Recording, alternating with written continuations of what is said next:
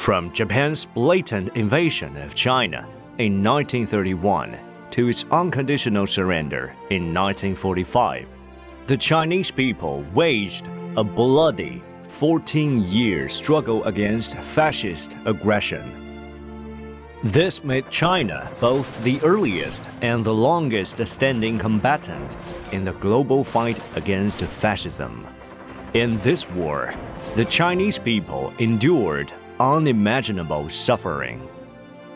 Many horrific events took place in wartime China as a result of the Japanese invasion. Some of the most famous have become, globally notorious. The massacre of Nanjing in the winter of 1937 into early 1938, where many thousands of people were killed, many women were subjected to horrific sexual assault.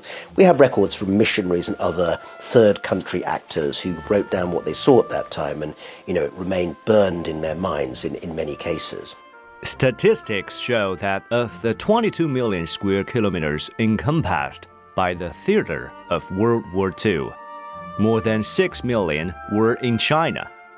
Over the course of 14 years, Chinese forces fought nearly 200,000 battles, large and small, inflicting more than 1.5 million casualties on Japanese troops.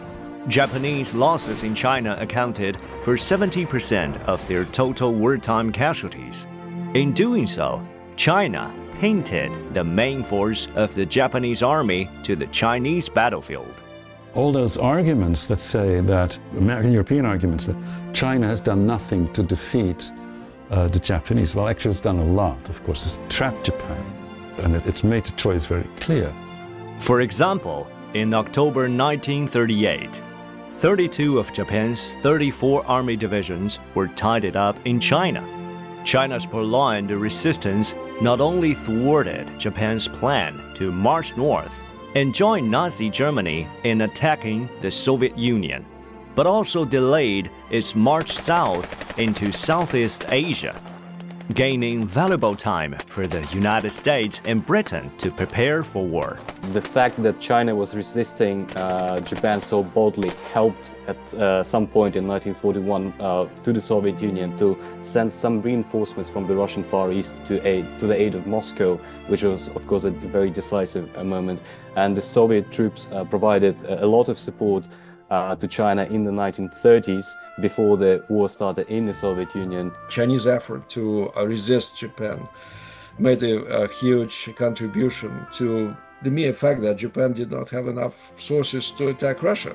Or I can imagine how difficult it would be for us to resist Nazi Germany and Japan. Between 1941 and 1945, 57% of Japan's military budget went to the war in China, more than double the 25% spent against the United States and Britain.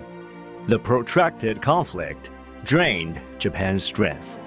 As historian Kikuchi Kazutaka observed, after the Battle of Wuhan, the Japanese army became locked in a stalemate with Chinese forces, sinking irretrievably into a quagmire from which it could only escape through defeat.